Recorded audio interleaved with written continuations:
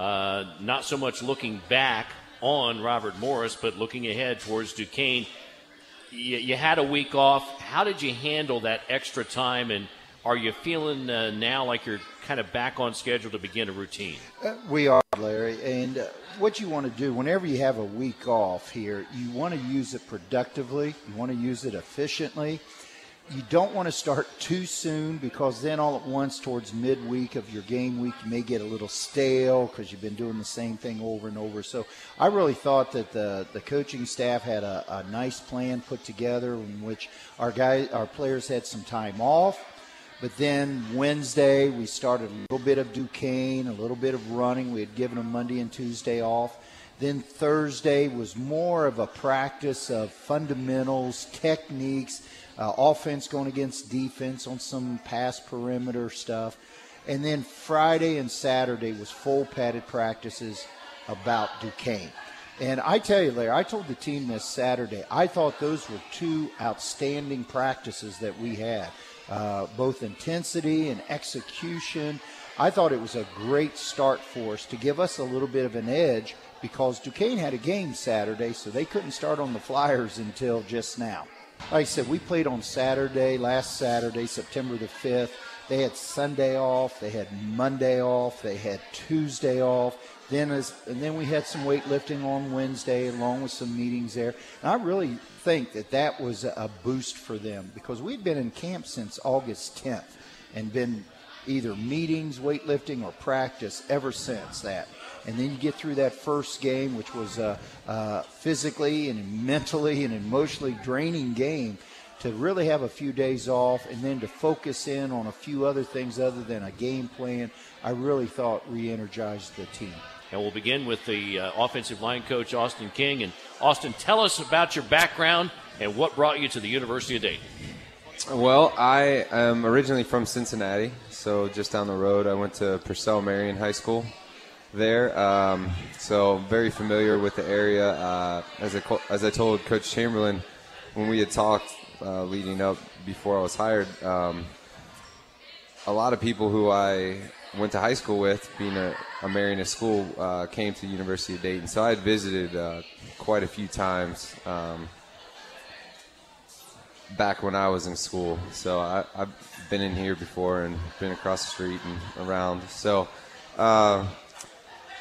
know the area well, and then went to play college ball at Northwestern, where I was a center, and then played 4 years, 1 for Tampa and 3 for the Atlanta Falcons in the NFL, and then wasn't really around football for a while, but then in 2012 season, I started working at the University of Toledo as a graduate assistant, and then went to Syracuse last season. And then when the Dayton job opened up, obviously I was interested. I knew about the great Flyer football tradition, and so I tried to get in on it, and here I am. All right. We're also meeting the new members of this Dayton football coaching staff. We just heard from offensive line coach Austin King, and now we turn our attention to the director of football operations, Sarah Porter. And Sarah, tell us your background and what brings you to the University of Dayton.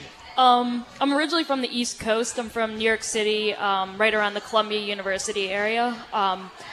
So I grew up there my whole life, and I went 2 years to college in Pennsylvania, Eastern Pennsylvania, where I played Division III soccer, and then I transferred to Hofstra University in Long Island, where I didn't play any sports, actually. And I graduated with a degree in philosophy and religion, which seems interesting because now I'm here, but I made it so I graduated early so I could jump on to a football team, and that football team ended up being Fordham University. I started there as an intern and kind of worked my way up and ended as the assistant director of football operations. And as soon as I saw this position come open, I applied right away.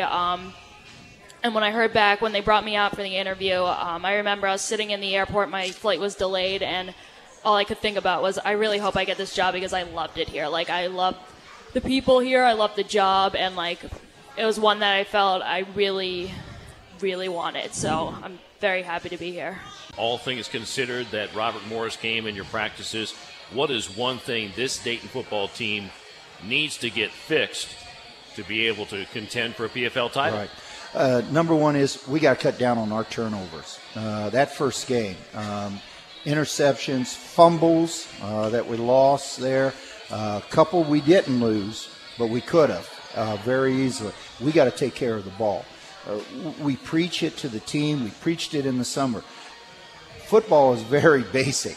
You come down to it, you win the turnover battle and you win the kicking game. You have a chance to win the game there. No matter how many yards you have or how many great tackles you have, if you can win those two stats, you're going to win the game majority of the time. And you look at this game, our kicking game and our turnovers was not very good. And so that's what we really have to get better at going into this Duquesne game.